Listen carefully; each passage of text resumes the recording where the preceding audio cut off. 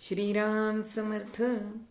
श्री ब्रह्मचैतन्य महाराज नेहमी सांगायचे की लहान मुलाला आई जसं अभ्यासाला बसायला पाहिजे म्हणून त्याला आमिष दाखवते की मी तू अभ्यास छान केलास ना की तुला चॉकलेट देईन, तुला छोटंसं खेळणं घेऊन देईन.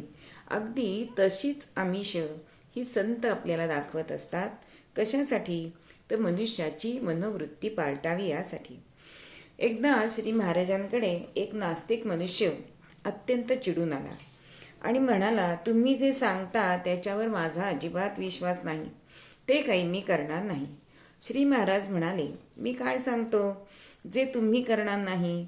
तो मनुष्य पुन्हा म्हणाला, अहो तुम्ही ते सांगता ना ते काही मी करणार नाही. श्री महाराजांनी पुन्हा विचारलं, अहो हो, पण मी काय सांगतो करायला? आणि शेवटी तो मनुष्य वैतागून म्हणाला, तुम्ही ते रामनाम घ्यायला सांगताना ते मुळीच मी घेणार नाही.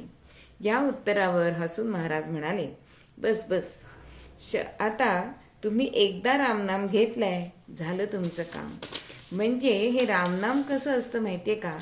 महाराज नेहमी सांगायचे की एखाद्या यंत्राजवळ उभ्या असलेल्या माणसाच्या अंगावरील जर कपडा चुकून त्या यंत्रामध्ये अडकला तर तो मनुष्य त्यात ओढला जातो. तसंच एकदा रामनाम घेतलं की तसं होतं.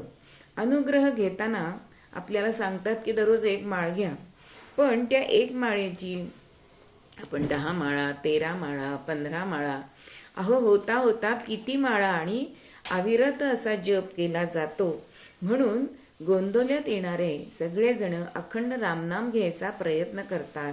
म्हणजेच त्या यंत्राजवळ उभ्या राहिलेल्या माणसाचा जसा शर्ट त्याच्यामध्ये अडकला आणि तो पूर्णपणे ओढला जातो, तसं सामान्य मनुष्य ह्या रामनामामध्ये ओढला जातो.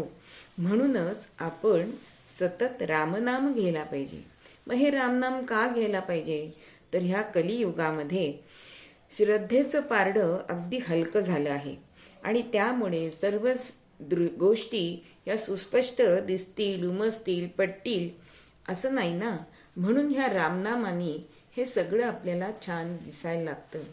श्रीराम समर्थ.